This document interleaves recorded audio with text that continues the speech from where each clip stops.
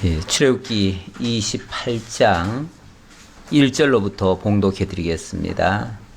너는 이스라엘 자손 중 내 형 아론과 그의 아들들 곧 아론과 아론의 아들들 나답과 아비후와 엘르아살과 이다말을 그와 함께 내게로 나오게 하여 나를 섬기는 제사장의 직분을 행하게 하되 내 형 아론을 위하여 거룩한 옷을 지어 영화롭고 아름답게 할지니 너는 무릇 마음에 지혜 있는 모든 자 곧 내가 지혜로운 영으로 채운 자들에게 말하여 아론의 옷을 지어 그를 거룩하게 하여 내게 제사장 직분을 행하게 하라.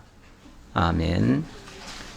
우선 3절까지 봉독해 드렸습니다.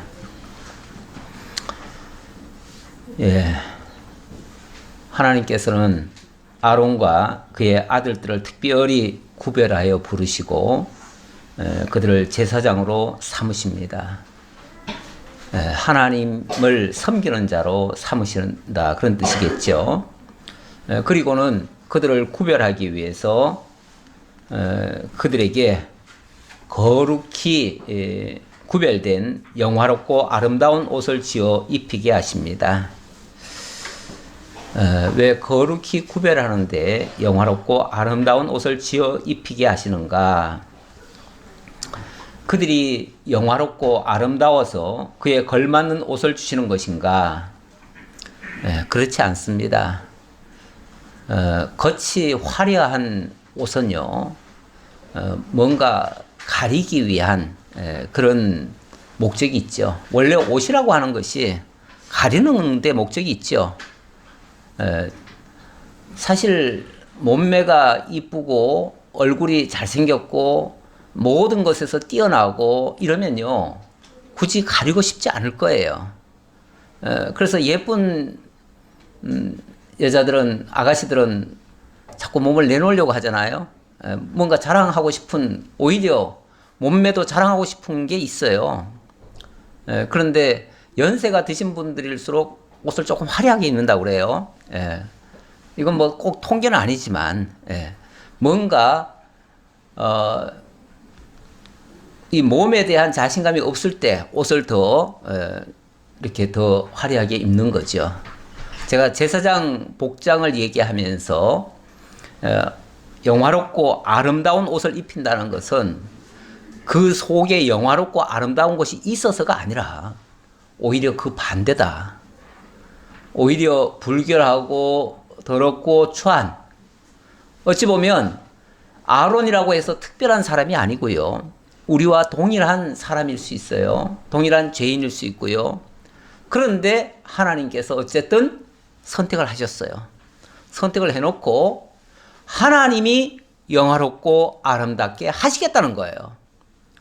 영화로워서 영화로운 게 아니라 영화롭지 않기 때문에, 불결하기 때문에 머리부터 발끝까지 하나님께서 다 씌워서 깨끗하게 하고 구별되게 하고 그리고 영화롭고 아름답게 만들겠다. 그런 뜻이에요. 제사장 이제 복장을 조금 한번 봐야겠는데요. 한번 복장부터 좀 볼까요? 오늘 일단 28장의 내용 속에서는 제사장 규례입니다. 자, 지난주까지는 성막 규례였죠. 성막 규례. 제사의 3요소 가운데 성소가 있고, 두 번째는 제사장이 있고, 그 다음에 제물이 있습니다. 그래서 24장에서부터 성막 규례를 주시기 시작하는데 거기서부터 지금까지 성소 규례를 주셨습니다. 성소라고 하는 것은 거룩히 구별된 장소고, 이것이 시대별로 성막이 될 수도 있고 성전이 될 수도 있고, 아니면 그 이전 같으면 돌단이 될 수도 있고, 어쨌든 하나님께서 구별해온 장소입니다. 그리고 그곳에는 구별만 해놓으면 되는 게 아니고 그곳에 반드시 하나님과 죄인 사이에 중보자가 있어야죠. 그 중보자로 세운 자가 쉽게 말하면 제사장입니다. 제사장이고, 이 제사장 내용은 오늘 28장부터 29장 9절까지죠. 29장 9절까지 이 제사장 규례가 있고요. 그 다음에는 이 제물 규례로 넘어갑니다.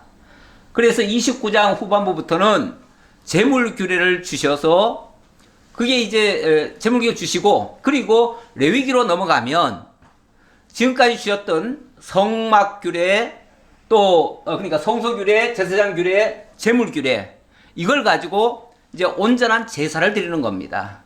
그 제사를 드리는 그 방식에 대해서는 레위기에서 구체적으로 설명 나올 겁니다. 일단은 거기에 필요한 것을 제조하게 만드는 그러한 일을 지금 주고 있습니다.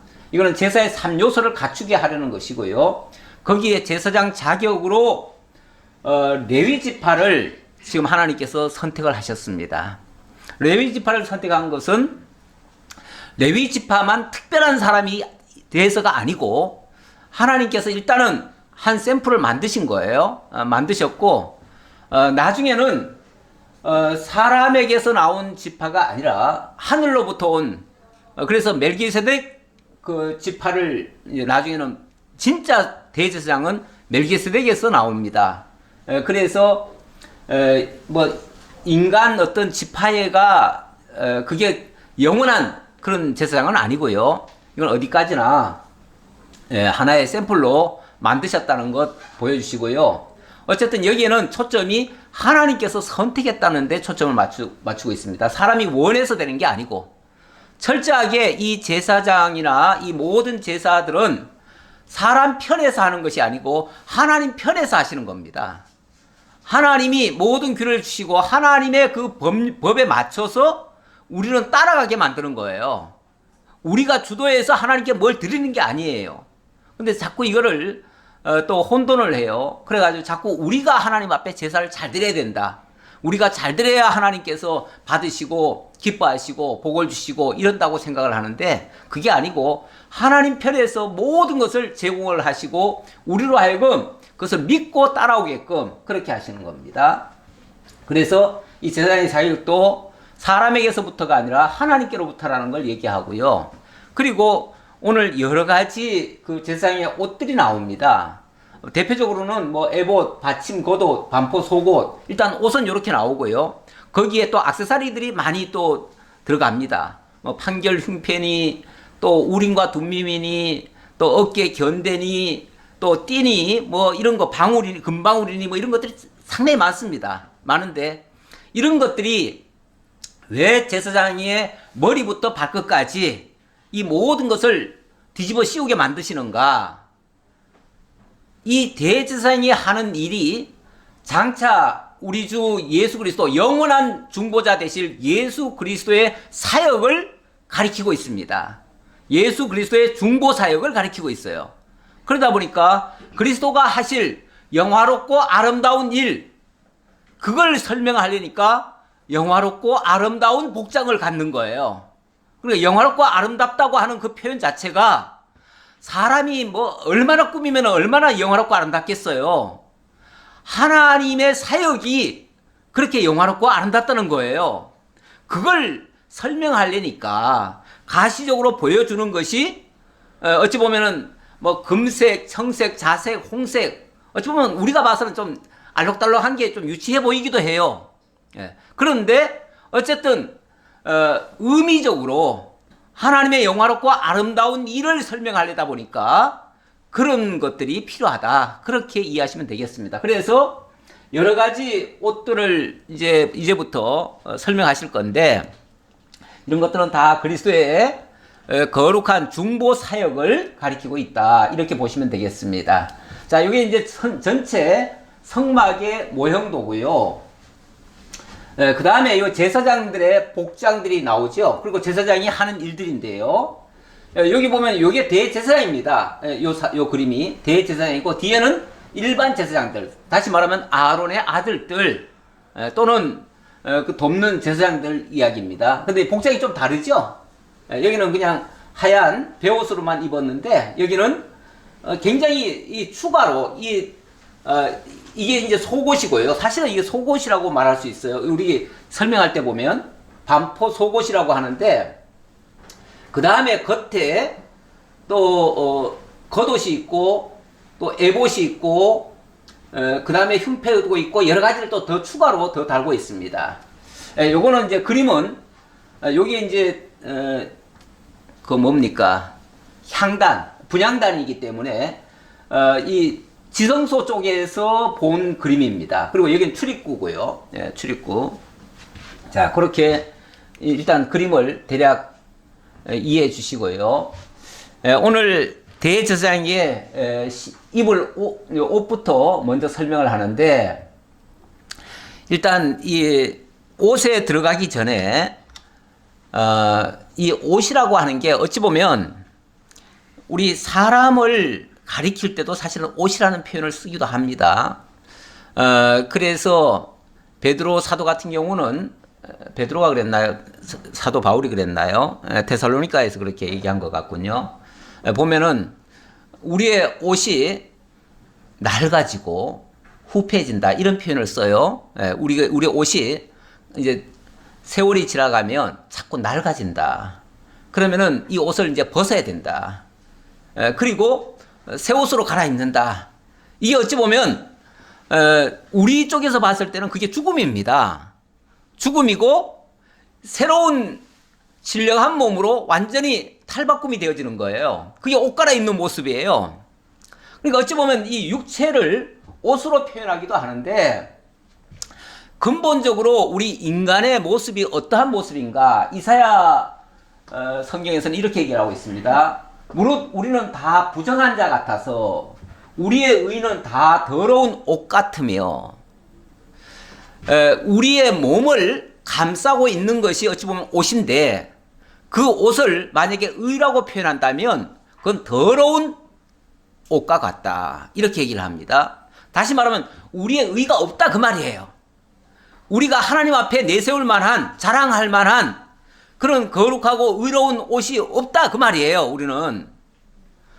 그래서 하나님 앞에 설 때는 어찌 보면 우리가 깨끗한 옷을 입은 게 아니라 아주 더러운 옷을 입거나 아니면 벌거벗은 자처럼 부끄러움을 드러낼 수밖에 없는 그런 상태가 된다 그 말이죠.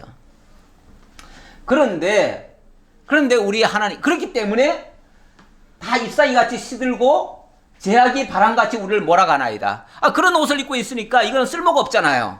그래서 버려질 것처럼 그렇게 될 것인데, 그런데 우리 하나님께서 우리에게 이 몸 이대로 하나님 앞에 가도록 만드시는 게 아니고 여기다가 그리스도의 의의 옷을 덧입혀줘요.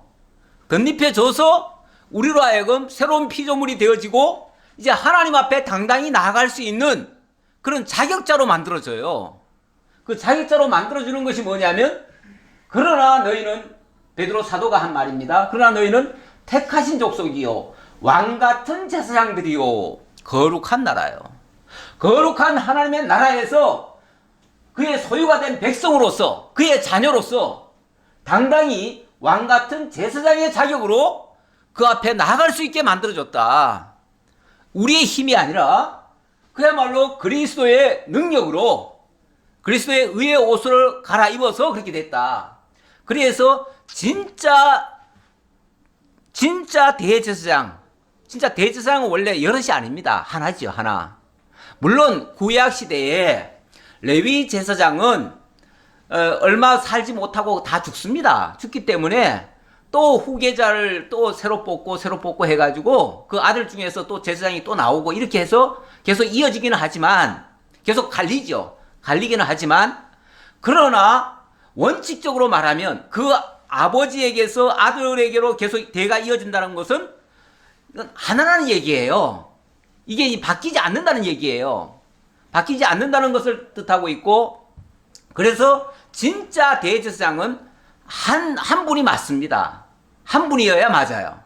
그런데 구약의 대제사장은 얼마 못 가서 다 죽기 때문에 영원한 제사장이라고 말할 수가 없죠. 그런데 진짜 대제사장이 나타나셨죠. 그분이 바로 예수 그리스도시고, 그분은 사람에게서 태어난 자가 아니기 때문에 그래서 영원한 제사장일 수가 있고, 그리고 그의 사역 자체가 진짜 영원한 사역을 하셨습니다. 그래서 온전한 대제사장은 유일무이하신 예수 그리스도가 되시겠고요.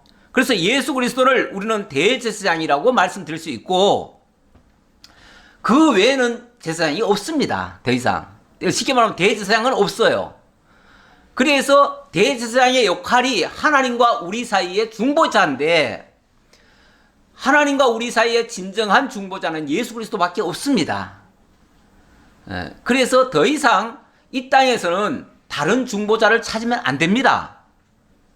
그런데 아직까지도 율법에서 완전히 벗어나지 못하신 분들이 자꾸 인간들 중에서 뭐 이렇게 안수를 해놓고는 그 안수 받은 것이 마치 하나님께로부터 기름 부음 받고 또 대제사장의 자격을 받은 것처럼, 그래서 하나님과 우리 사이에 무슨 중보자라도 된 양, 그분을 향해서 기도를 간구하고 요청하고 이런 경우가 많지요.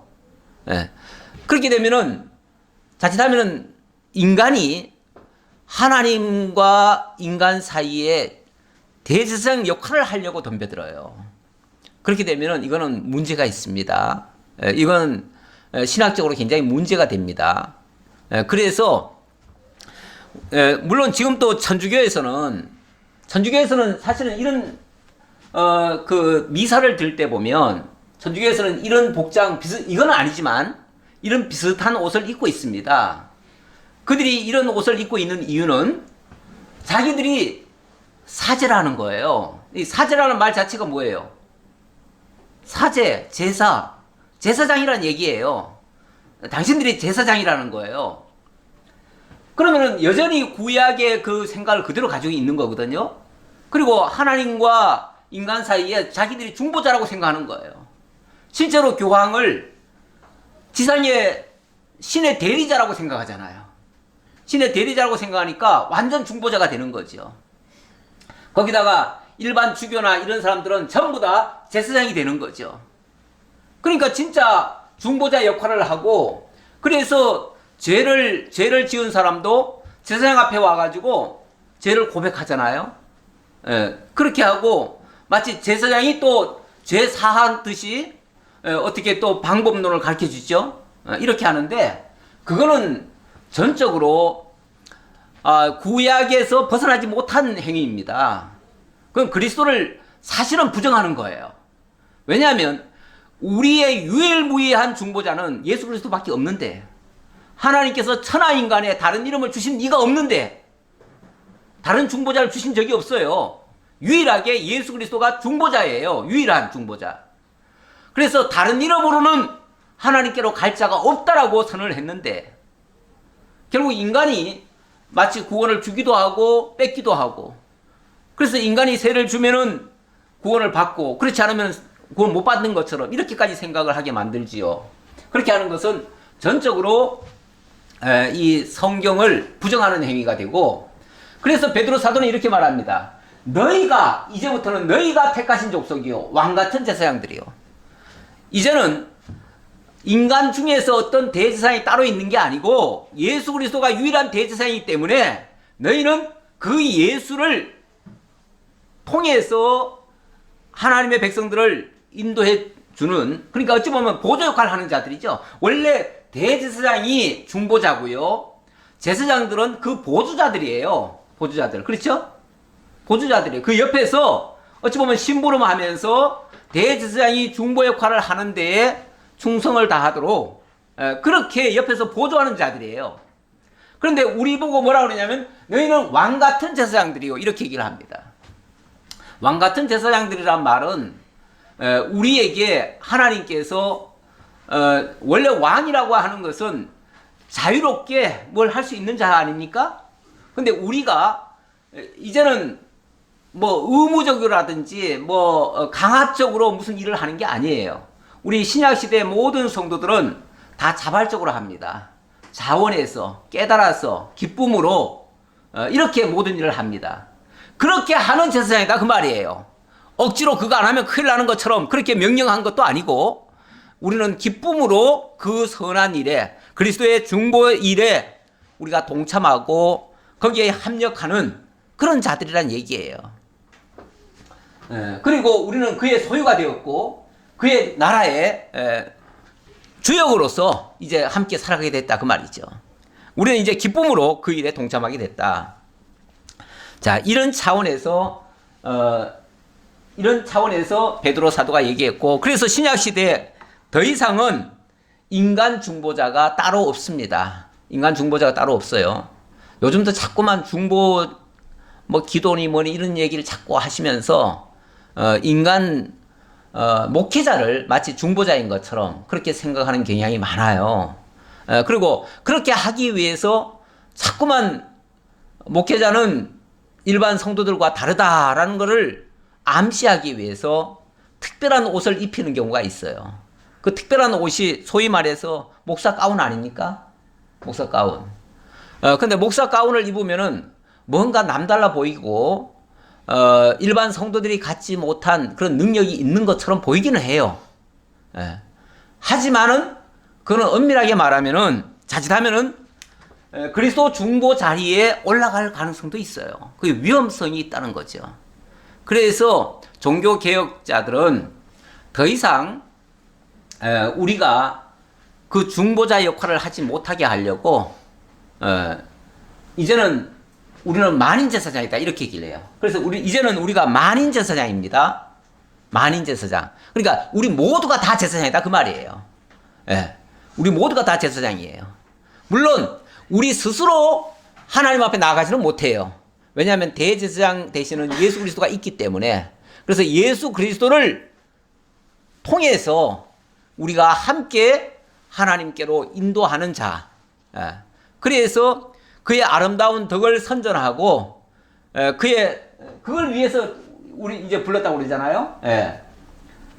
그래서 그의 기이한 너희를 어두운 데서 불러내어 그의 기이한 빛에 들어가게 하시니 아름다운 덕을 선포하게 하려 하심이라. 그의 아름다운 덕, 바로 예수 그리스도의 덕이죠. 예수 그리스도의 은혜를 우리가 선포하는 자로서 그 역할을 하는 것이지, 우리가 직접 나눠준다든지 중보 역할을 한다든지 그런 건 아니다. 그리스도를 소개하는 자다. 그리스도에게로 인도하는 자다. 이렇게 이해하시면 되겠습니다. 물론 그것도 중요하지요. 그것도 중요하긴 한데, 자관 우리가 인간이 하나님 자리에, 예수 그리스도 자리에 올라가는 것은 옳지 못하다 그 얘기입니다. 자, 그런데 아름답고 영화롭게 옷을 지으려니까 거룩히 구별을 해서 지어야 되는데, 그렇게 지은 옷을 거룩한 옷이라 이렇게 표현을 했어요. 그런데 이걸 아무나 지을 수 있습니까? 하나님께서 3절에 보니까 너는 무릇 마음에 지혜 있는 모든 자 곧 내가 지혜로운 영으로 채운 자들에게 말하여 아론의 옷을 지어 그를 거룩하게 하여 내게 제사장 직분을 행하게 하라. 지혜 있는 자, 무릇 마음에 지혜 있는 자가 이걸 지을 수가 있습니다. 근데 그 지혜 있는 자가 누구냐를 설명할 때 하나님이 지혜로운 영으로 채운 자들 이렇게 또 얘기를 합니다. 그러니까 지혜자를 하나님이 내시고 그 지혜자에게 그 지혜로운 영을 하나님이 채워주셔요. 그러니까 사람이 스스로 똑똑해가지고 지혜로운 자가 아니고 하나님이 지혜의 영을 불어넣으심으로 그가 지혜롭게 됐다 그 말이죠. 그러니까 철저히 하나님이 하신다 그 얘기예요. 사람을 거룩하게 하고 사람을 구별해서 하나님의 사람으로 쓰시는 것은 하나님의 사역입니다. 그래서 하나님이 철저하게 당신의 영, 거룩한 성령을 보내셔서 그를 지혜롭게 해서 그 일을 감당하게 하십니다. 우리는 거기에 순종할 따름입니다. 순종할 따름이지 우리가 마치 지혜자인 것처럼 행동하거나 중보자인 것처럼 행동하는 것은 월권입니다. 그들이 지을 옷은 이러하니 4절입니다. 곧 흉패와 애복과 겉옷과 반포 속옷과 광과 띠라. 자, 지금부터 이제 만들 그 거룩히 구별된 옷이 이렇게 많습니다. 여러 가지 종류가 많아요. 물론 옷 자체는 여기 그림에서 보시듯이 이게 속옷이고요. 이게 겉옷이고요. 이게 에봇입니다. 예, 이렇게 하고 자, 이 속옷, 겉옷, 에봇, 예, 그리고 여기 판결 흉패입니다. 흉패. 여기에 어깨 견대입니다. 그리고 머리에 관이 있습니다. 관. 그래서 머리부터 사실은 발끝까지 다 덮어요. 여기 뭐 발은 신발 아니 여기 그냥 맨발 같은데 원리적으로 보면은 맨발이 아닐 거예요. 맨발이 아니고 분명히 발도 뭔가를 덮어야 됩니다. 다 가려야 됩니다. 다 가려야 돼요. 왜요? 우리가 내세울 게 하나도 없어요. 그래도 내 발은 이쁜데요. 이렇게 내세우면 안 돼요. 발 이쁜 거 하나도 없어요. 근데 발은 왜 내놨을까요? 이건 그냥 일단 발을 하는 거 보여준 거지. 분명히 뭔가 버선 같은 걸 실었을 거예요. 결국 이렇게 씌워준 것이 전부 다 그리스도의 의예요. 그리스도의 의라고 하는 것은 그리스도가 하신 일들이에요. 그리스도의 사역들이에요. 그리스도가 하신 일들이 다 우리의 의를 위해서 한 거 아닙니까? 그리스도가 하신 일들이 다 의로운 거예요. 우리의 행위는 다 더러운 옷과 같다 이렇게 표현을 했잖아요. 그러니까 우리의 행위, 그리스도의 행위, 우리의 행위는 더러운 옷과 같고 그리스도의 행위는 의로운 옷인 거예요. 거룩한 옷인 거예요. 이렇게 이해를 하시면 되겠고요. 자, 이렇게 머리부터 발끝까지 완전히 그리스도께서 완전히 바꿔주셨다. 그리스도의 것이 아니면은 우리는 의로울 게 하나도 없다. 내세울 게 하나도 없다 그 말이죠. 내세울 게. 그게 뭐 인간의 길을 죽이려고 하는 소리가 아니고 실제 그렇습니다. 실제 우리가 내세울 게 없어요. 특히 사람 간에는 뭐 약간의 우열이 있을지 모르지만 하나님 앞에서는 똑같은 죄인들입니다. 똑같이 부족한 자들이고요. 그래서 서로 자랑할 게 없어요. 만약에 자랑할 게 있다면 누가 더 악한가? 그래서 사도 바울은 내가 내세울 거는 죄밖에 없다 그랬어요. 내가 자랑할 거는 죄밖에 없다. 부족한 것밖에 없고 연약한 것밖에 없고 그래서 하나님을 알면 알수록 우리가 얼마나 연약하고 얼마나 부정되고 얼마나 악한가를 발견하게 되어져요. 그러니까 하나님 앞에서 날마다 자기를 쳐서 죽이고 그리스도가 내 안에서 살게 하시는 거죠. 사실 내가 잘났다고 생각하면요 그리스도가 내한테 들어올 겨를이 없어요. 그 공간이 없어요. 그리스도가 나를 장악하고 나를 지배할 공간이 없어요. 그러면 내가 왕인 거죠. 그리스도는 여벌인 거죠. 그런데 내가 죄인이고 내가 부족한 자고 그러면 그리스도가 오셔서 나를 지배하시고 나를 통치해 가시는 거죠. 그게 내가 그리스도를 나의 주라고 고백하는 거예요. 나의 주라고 하는 말이 뭐냐면 나의 지배자라는 뜻이에요. 그렇죠? 나의 지배자, 나의 왕이라는 얘기예요. 그러면 나의 모든 것이 내 임의로 사는 존재가 아니라 그리스도가 내 안에 오셔서 나의 왕이 되셔서 내 머리가 되셔서 나를 지배하시고 나를 다스려 주시고 나는 내세울 게 하나도 없으니 하나님께서 다 하시옵소서. 이거 아닙니까? 주님께서 손잡아 주시면 내가 같이 움직이고 주님께서 힘 주시면 내가 함께 움직이고 그래서 하나님 앞에는 늘 은혜를 구하고 힘을 구하고 도움을 요청하는 거죠. 그래서 하나님의 선한 일에 내가 참여하기를 바라는 것이지 내가 주도적으로 할 테니 하나님이 내 뒤따라 다니시면서 내 뭐 수종 들어주세요 이렇게 하시면 안 되잖아요. 그렇죠? 가끔 기도하시는 분들 중에서 보면은 내가 뭐도 하려고 하는데 하나님 도와주셔야 됩니다. 안 도와주시면 나 이거 못합니다 하고 떼쓰시는 분이 있어요. 그거는 주도자가 나란 얘기 아니에요. 내가 하는데 하나님이 좀 따라오시면서 좀 도와주세요 그 얘기잖아요. 그러면 안 되죠.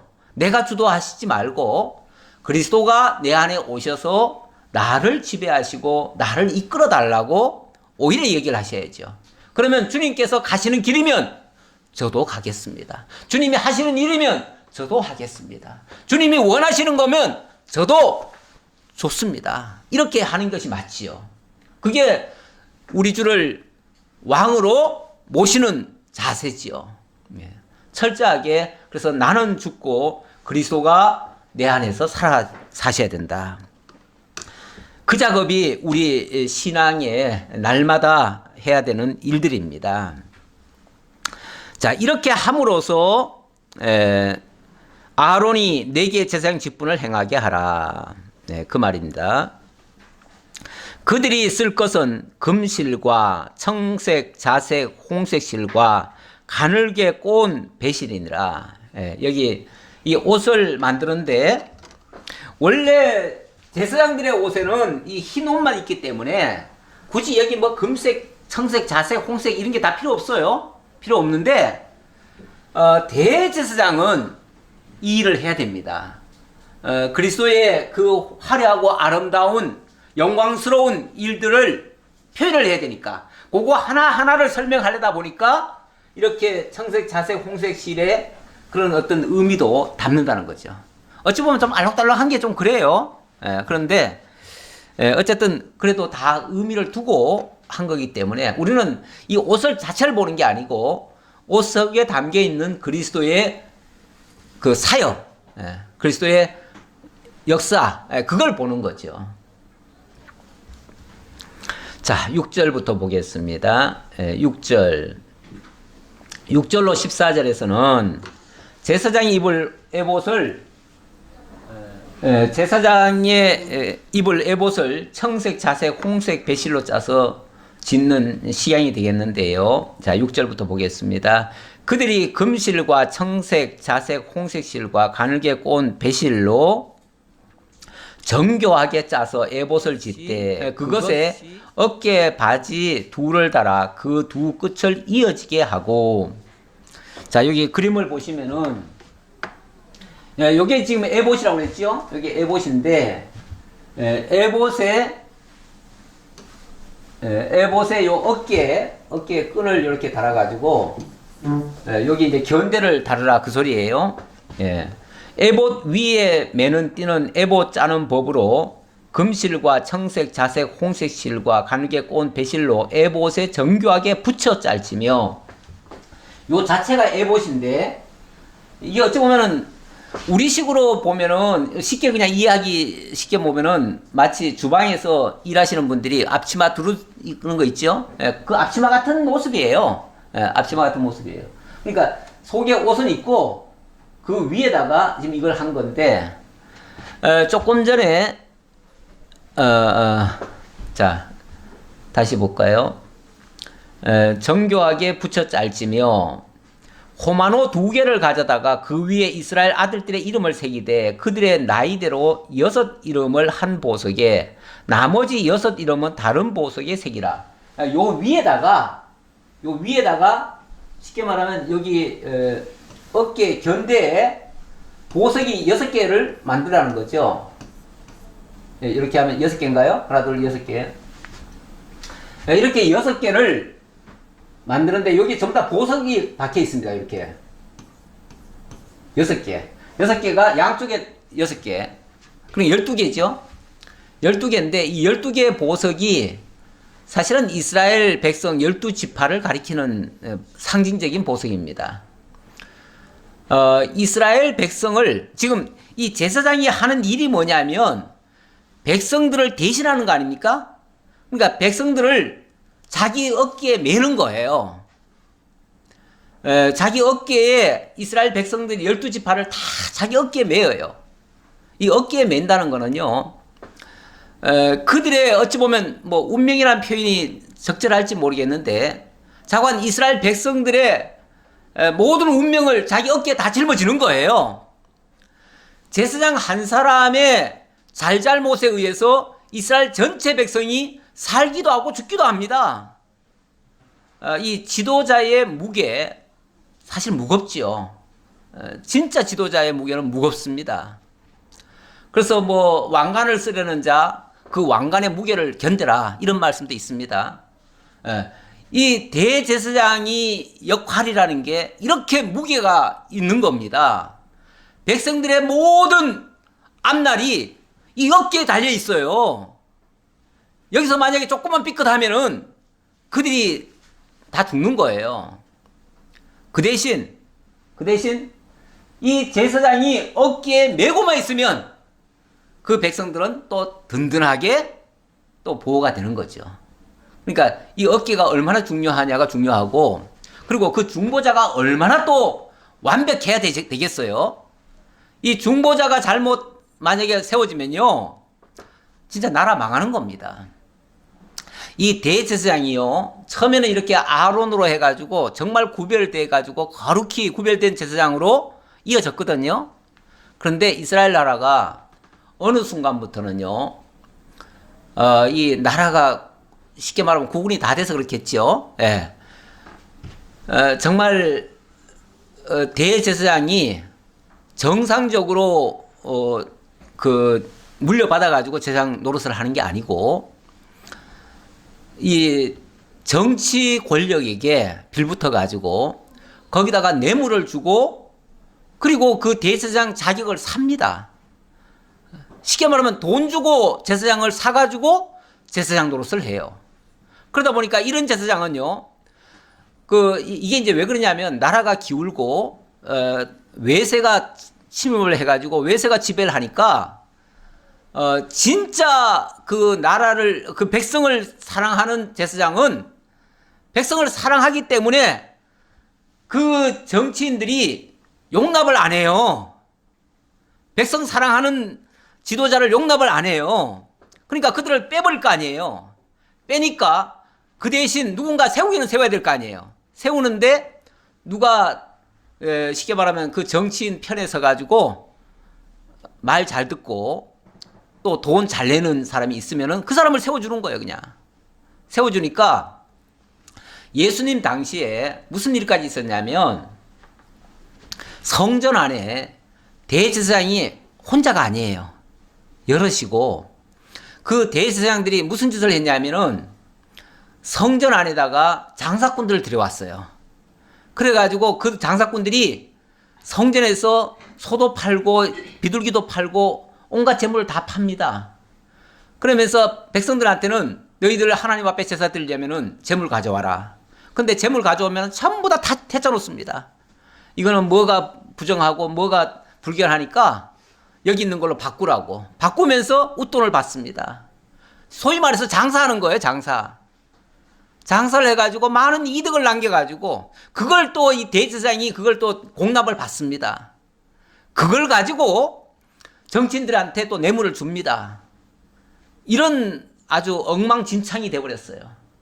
그러니까 예수님 뭐라 그럽니까? 이 성전, 이런 성전 돌 위에 돌 하나도 남지 아니하고 다 무너지리라. 다 무너지리라. 이렇게 선언해 버리시죠. 예. 누가 이 하나님의 집을 그 장사하는 집으로 만들었느냐. 그러면서 채찍으로 막 다 들엎으시죠, 예수님이. 예, 그런 모습도 나옵니다. 그게 그렇게 부정돼서 그런 거예요. 그러니까 순수하게 제사장을 바로 하려면은 백성들의 그 운명을 진짜 어깨에 다 짊어지고 그 모든 무게를 다 감당을 할 사람이라야 가능한 거예요. 그런데 이게 장사꾼으로 다 변해가지고 안 됐다는 거죠. 예. 그런데 어쨌든 이렇게 해서 그 백성들을 어깨에 맸다라는 뜻이고요. 예, 그 다음 9절. 호마노 2개를 가져다가 그 위에 이스라엘 아들들의 이름을 새기되 그들의 나이대로 6 이름을 한 보석에 나머지 6 이름은 다른 보석에 새기라. 그러니까 이스라엘 12지파의 그 순서가 있잖아요. 순서. 루벤부터 시작해가지고 자 베냐민까지 그 나이 순서대로 보석을 박아가지고 거기다가 그 보석을 새겨라 그 말이죠. 보석을 새기는 자가 도장에 새긴 같이 너는 이스라엘 아들들의 이름을 2 보석에 새겨 금태에 물리고, 그 보석을 새겨가지고 또 금태로 또 둘린다네요. 제가 금이라고 하는 게 그리스도의 또 의를 가리킨다고 말씀드렸잖아요. 결국은 보석이 있더라도 태를 두르지 않으면 다 떨어져 나가요. 이 금이 항상 더 씌워야 돼요. 그래가지고 보석들이 떨어져 나가지 않도록 그렇게 막아주고 보호해주는 그런 역할을 하는데 다 금이 그 역할을 한다. 결국 그리스도께서 그렇게 하신다. 이렇게 보시면 되겠고요. 그 두 보석의 에봇의 두 어깨 바지에 붙여 이스라엘 아들들의 기념보석을 삼되, 기념보석. 이걸 또 다른 말로 뭐라고 얘기하냐면 기념보석이라고 하네요.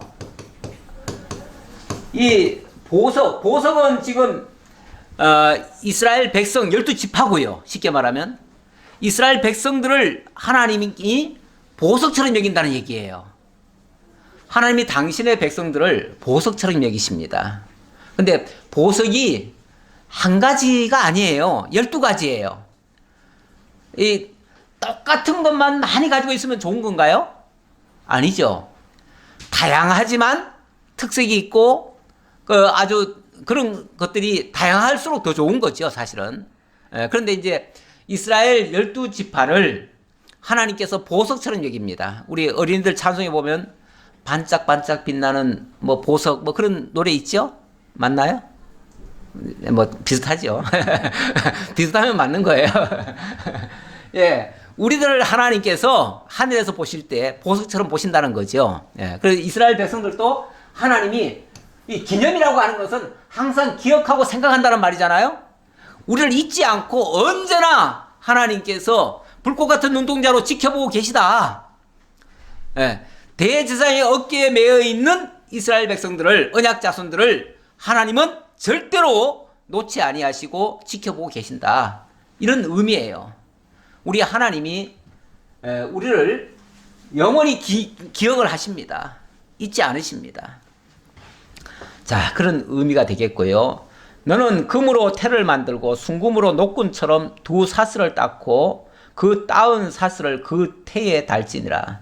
어쨌든 이렇게 귀한 보석을 가지고 또 이렇게 떨어지지 않도록 금태를 두르고 거기다가 또 잘 어떻게 연결해 가지고 절대로 떨어지지 않도록 이렇게 하라. 하나님의 언약 자손을 이 중보자인 대제사장이 어깨에 메고 영원히 잊혀지지 않도록, 하나님께서 잊혀지지 않도록 늘 보여드린다는 거죠. 하나님께. 하나님 앞에 보여드리고 하나님은 그것을 기억하고 계시고. 그래서 하나님의 언약 자손은 원리적으로 말했을 때 절대로 떨어지지도 않고요. 지워지지도 않습니다.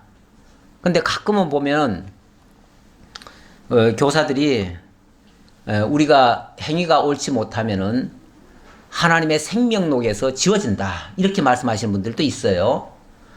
생명록에서 지워진다고 하면 그거는 연필로 쓴 거죠. 연필로 쓴 생명록이죠. 근데 생명록이 과연 연필로 종이에 짝에다가 써놓은 그런 걸까요? 그런 것일 수가 없죠. 그런 것일 수가 없어요.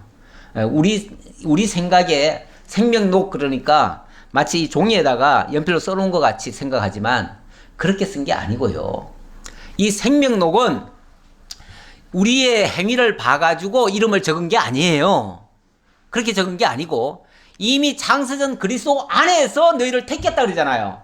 택한 것이 새겨진 거다 그 말이에요. 거기에 기록됐다 그 말이에요. 그러면 이미 창세전 그리스도 안에서 우리를 하나님이 택하셨으면 그의 행위와는 무관하게 새겨진 거예요. 그렇죠? 그것을 강조하기 위해서 보석에다 새겼다 이렇게 얘기를 하는 거예요. 보석에다 마치 이름을 새기듯이 도장 새기듯이 그렇게 새겨놨다. 보석이라고 하는 게 왜 보석이냐면요. 보석은 특징이 변하지 않습니다. 그렇죠? 변하지 않아요. 딸지 않아요.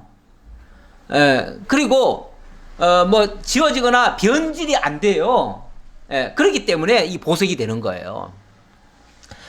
하나님의 보석에 당신의 택한 백성들의 이름이 새겨져 있다는 것은 영원히 사라지지 않을 거다. 영원한 귀한 존귀한 것이 될 것이다. 그런 얘기죠. 예, 우리도 생명록에서 썼다 지워졌다 하는 게 아니고, 왜냐하면 그게 우리 행위 때문에 기록된 게 아니거든요. 그렇기 때문에 행위 때문에 지워질 수도 없는 거예요. 하나님의 선택에 의해서 선택된 그 자체가 기록된 거예요.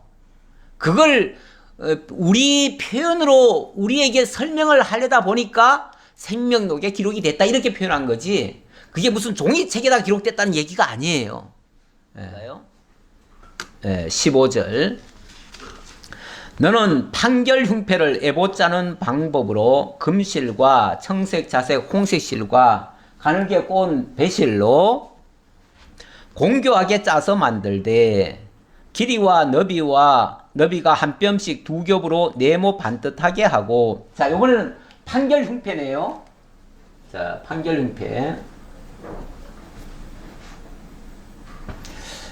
제가 아까 보여드린 이 견대가 이거고요. 이게 어깨 견대고요. 요게 판결 흉패입니다. 판결 흉패. 근데 흉패 안에도 여기 또 보석이 있어요. 그런데 거기에 17절에 보면 그것에 네 줄로 보석을 물리되 첫 줄은 홍보석, 황옥, 녹주옥이요. 둘째 줄은 석류석, 남보석, 홍만호요. 이게 보석 이름들입니다. 보석 이름들이 저는 이거 사실 잘 몰라요. 그런데 이제 우리 요즘 말로 하면 뭐 샤파이언이 뭐 이런 것들이에요. 그런데 굉장히 아주 고급스러운 건데, 자관 여기 성경에는 우리말로 이제 번역을 하다 보니까 뭐 호박이다, 백만호다, 자수정이다 그러는데, 뭐 그건 이제 영어로 보시면 조금 더 아마 선명하게 보일 거예요. 우리가 요즘 영어를 더 많이 쓰잖아요. 그런가요? 자관 이 보석 같은 거는 영어를 많이 써요. 그래가지고 영어로 하면은 알아듣기 좋은데, 뭐 다이아몬드다 그러면은 다이아몬드를 우리가 여기서는 그렇게 표현 안 했거든요. 그랬으니까 잘 얼른 이해가 안 되는데, 뭐 그런 것들이에요. 금태 물릴지니 이 보석들은 이스라엘 아들들의 이름대로 12이라. 보석마다 12지파에 한 이름씩 도장을 새기는 법으로 새기고. 자, 요번에는 보석이 조금 더 큰 것 같아요. 여기는 아주 조그맣게 한 것 같고, 여기는 좀 더 크게 해가지고 그 보석에다 여기 이름이 다 적혀 있어요. 여기 이름이 다 적혀 있습니다. 이름을 다 새겨라 거기다가. 그렇게 하고 순금으로 녹군처럼 따은 사슬을 흉패 위에 붙이고, 또 금고리 둘을 만들어 흉패 위 곧 흉패 두 끝에 그 두 고리를 달고, 따은 두 금 사슬로 흉패 두 끝 두 고리에 깨어 매고, 두 따은 사슬에 다른 두 끝을 에보다 두 어깨바지에 금태에 매고, 또 금고리 둘을 만들어 흉패 아래 양쪽 가 안쪽 곧 에봇에 닿은 곳에 달고. 뭐 복잡한데요. 뭐 쉽게 말하면 이런 것들을 이렇게 다르라. 그래가지고 뭐 어디다 연결해라. 뭐 그런 얘기예요. 그런 얘기인데, 이 그림이 사실은 조금 제 마음에는 안 들어요. 근데 이 그림이 좀 더 마음에 드는데, 여기 보면은 여기도 고리 달고 여기도 고리 달고 여기 뭐 또 금실로 뭘 하고 뭐 이런 거예요. 여기도 금 테두리를 돌리고 이런 얘기들을 지금 쭉 얘기한 거예요. 이 모습을 보시는 게 더 낫겠습니다. 그리고 조금 전에 그 그림에는 이게 이제 그림 그리는 사람마다 약간씩 달라요. 다른데 그 그림에는 어깨 견대도 조금 그 보석이 제대로 안 박혔어요. 그래서 이 그림을 보는 게 낫다 싶어요. 자, 어쨌든 제가 이 장면이다 보니까, 자, 일단은 이 장면을 보겠습니다. 자, 26절 볼까요? 또 금 고리 둘을 만들어 흉패 아래 양쪽과 안쪽 곧 에봇에 닿은 곳에 달고, 또 금고리 둘을 만들어 에봇 앞 두 어깨바지 아래 매는 자리 가까운 쪽 곧 정교하게 짠 띠 위쪽에 달고. 이런 걸 제대로 보려면요, 이걸 읽으면서 그대로 그려봐야 돼. 사실은 그려봐야 되는데, 그래야 좀 감이 더 오는데, 안 그리면요 막 말만 많은 것 같아가지고 그럴 수밖에 없죠. 이걸 지금 그림으로 우리한테 지금 보여준 게 아니고 글로 이걸 다 풀어서 설명을 하다 보니까 복잡하게 보이는 거예요. 그래서 제가 이제 그림을 보여드리면 대략 감이 이제 어느 정도 오니까 제가 그림도 같이 보여드리는 겁니다. 28절 청색끈으로 흉패 고리와 에봇 고리에 끼어 흉패로 정교하게 짠 에봇띠 위에 붙여 떨어지지 않게 하라. 절대 떨어지게 하면 안 됩니다.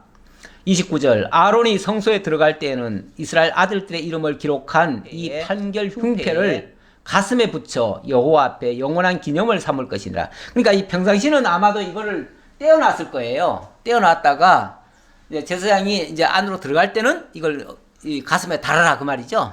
달아라. 그래서 이제 고리들이 필요하고 고리에다가 연결하고 이렇게 하는 거죠. 자, 그래 놓고 30절에 너는 우림과 둠밈을 판결 흉패 안에 넣어 아론이 여호와 앞에 들어갈 때에 그의 가슴에 붙이게 하라.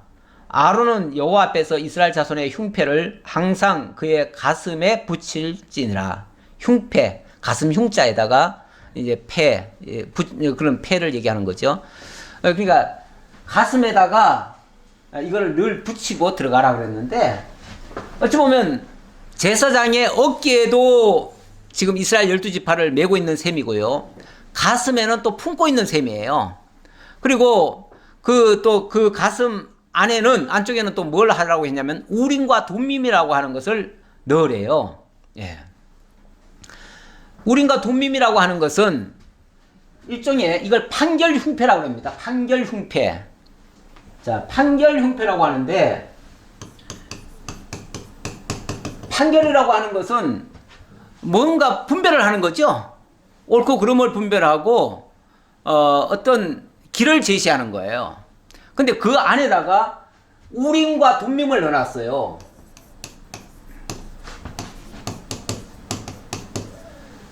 이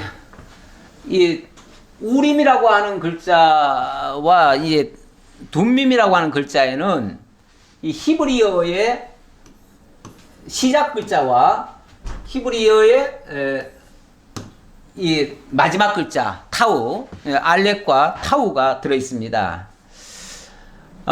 어찌 보면 이스라엘 글자의 처음과 끝이라고 했는데 어찌 보면 처음과 나중이라는 말과 또 비슷하죠. 근데 이 헬라어로 가면 이걸 뭐라고 그러냐면 알파와 오메가 이렇게도 얘기할 수 있어요. 알파와 오메가는 예수 그리스도다 이렇게도 또 얘기를 해요.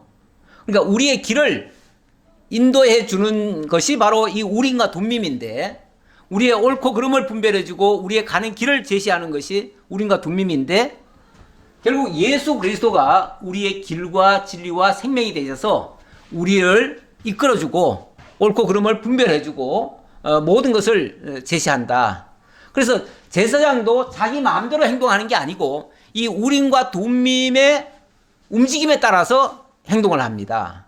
그러니까 제사장은 철저하게 자기 임의가 아니고 이 우림과 둠밈의 지시를 따라서 움직이는 거예요. 쉽게 말하면 지시를 따라 움직이는 건데 그게 이스라엘 백성들의 길잡이가 되는 거죠. 예, 이게 이제 신약적으로 이제 말하자면 제가 이제 이거 신약적으로 이걸 이해하기 위해서 의미적으로 이렇게 적어놨습니다. 디모데후서 2장 15절에 보면 너는 진리의 말씀을 옳게 분별하며 부끄러울 것이 없는 일꾼으로 인정되지 않고 자신을 하나님 앞에 드리기를 힘쓰라. 그러니까 옳게 분별하라는 거 이게 마치 내가 분별하라는 것처럼 생각하지만 진리가 우리를 이끄는 대로 진리의 인도를 받아서 그게 이제 옳게 분별하는 거예요. 우리 성도의 모든 기준은 어떤 목사의 판단이 아니에요. 또 성도들의 임의로의 판단도 아니고요. 하나님 말씀의 인도죠. 말씀의 인도. 그런 것과 같고요. 또 이것도 히브리서 5장에서는 이렇게 말했습니다. 단단한 음식은 장성한 자의 것이니 그들은 지각을 사용함으로 연단을 받아 선악을 분별하는 자들이니라. 여기도 이제 분별 때문에 제가 이 말씀을 하나 적어놨는데 이 단단한 음식이라고 하는 게 하나님의 말씀을 얘기하는 거예요. 사도 바울이 그런 표현을 했어요. 신앙이 어린 자들은 마치 젖이나 먹고 단단한 음식을 못 먹을 자다 이렇게 표현을 했는데 그건 진리의 말씀의 인도를 받는 게 아니라 사람들의 어떻게 보면 축혀주고 비유 맞춰주고 이런 것을 따라가는 모습을 얘기할 때 그렇게 얘기한 거예요. 근데 우리가 사람의 지도를 받는다면 아직 어린아이 같은 자고 하나님의 말씀의 인도를 받는다면 그것은 장성한 자가 지각을 사용해서 지각을 사용하는 것도 하나님의 뜻으로 분별해서 그 말이에요. 그렇게 해서 선악을 따라서 행동하는 것, 이렇게 볼 수 있고, 우리가 세상에 많은 것들을 분별하는 것도 결국은 하나님의 말씀의 기준에 의해서 분별해야 된다는 것을 말씀드리겠습니다. 자, 그리고 제가 시편 119편 105절에 보면 이런 말씀이 있습니다. 주의 말씀은 내 발의 등이요 내 길의 빛이니이다. 원래 이 우림의 의미를 좀 보려고요. 우림의 의미를 보면 이 우림이라고 하는 것은 이거는 빛이라는 뜻이에요. 빛이라는 뜻이고, 둠밈은 이 둠밈은 완전이라는 뜻이에요. 완전. 이 빛이라고 하는 게 제가 이제 그 시편 119편 5절에 나오는 말씀을 가지고 제가 그걸 설명하려고 했는데, 거기 보면 주의 말씀은 내 발의 등이요 내 길의 빛이니이다. 내 발의 길이다. 다시 말하면 나의 이 발이라고 하는 게 나의 행동을 얘기하는 거거든요. 나의 행동을 이끌고 나를 이끌어주는 그 자체가 바로 이 진리의 빛이라는 거죠. 하나님의 말씀이 우리의 발의 등이 되어서 우리를 비춰주고 우리를 이끌어준다. 이게 이제 우리 신약 시대로 말하면 이게 우림의 역할이라는 거죠. 그리고 둠밈이라고 하는 것은 그것을 통해서 완전한 대로 나아가는 걸 얘기하는 건데, 히브리서 6장 2절에 보면 우리를 향해서 완전한 데 나아가라 그렇게 얘기를 하는데, 이 완전하다는 것은 우리 예수님이 그런 표현도 하셨죠. 내가 율법을 폐하러 온 것이 아니요 완전케 하러 왔다 이렇게 말씀하셨는데, 예수님 자신이 이 모든 언약을 완성하실 것을 얘기하는 겁니다. 언약대로 이루는 것이 완전이에요. 결국 이것도 이제 진리로 우리를 이끌고 하나님의 뜻을 온전히 이루어 주실 것, 진리로 인도해서 하나님의 뜻에 완전히 이르게 할 것, 이걸 가리키는 내용이 되겠습니다. 오늘 30절까지 말씀을 드려야겠네요. 결국 우리 중보자가 우리를 직접 어깨에 메고 가슴에 안고 또 진리의 빛을 비춰서 이 백성들의 길을 열어주는 거거든요.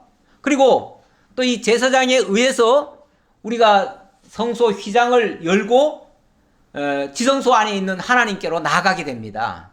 물론 대제사장이 대표적으로 나아가는 거지만, 그게 이제 결국은 그 휘장이 찢어짐으로 말미암아 모든 사람이 다 들어갈 수 있게 해놨다고 그랬잖아요. 결국 그리스도를 따라가면은 우리는 지성소까지 가는 거죠. 그걸 이제 가리키는 말인데, 결국 그리스도를 통해서 우리가 하나님께로 나아갈 수 있도록 온전한 중보자가 되셨다는 것을 우리에게 가르쳐 줍니다. 이걸 가르쳐 주기 위해서 이런 제사장 복장을 화려하고 아름답게 또 거룩히 구별되게 이렇게 하셨다는 겁니다. 이 일에 우리들도 이제 만인 제사장으로서 당당히 하나님의 인도를 받아서 예수 그리스도의 통치를 받아서 그 앞에 나아갈 것을 믿고 그렇게 힘차게 나아가는 하나님의 선한 일에 우리도 동참되어지는 우리 모두가 되어지기를 진심으로 기원합니다. 아버지 하나님 감사합니다. 오늘도 저희에게 제사장 의복을 통해서 참된 중보자 되시는 우리 주 예수 그리스도를 살펴보았습니다. 그리스도께서 우리를 온전히 인도해 주시듯이 우리도 주님의 선한 일에 기쁨으로 동참할 수 있는 왕같은 제사장이 다 될 수 있도록 함께해 주옵소서. 감사드렸고 예수님 이름으로 기도하옵나이다. 아멘.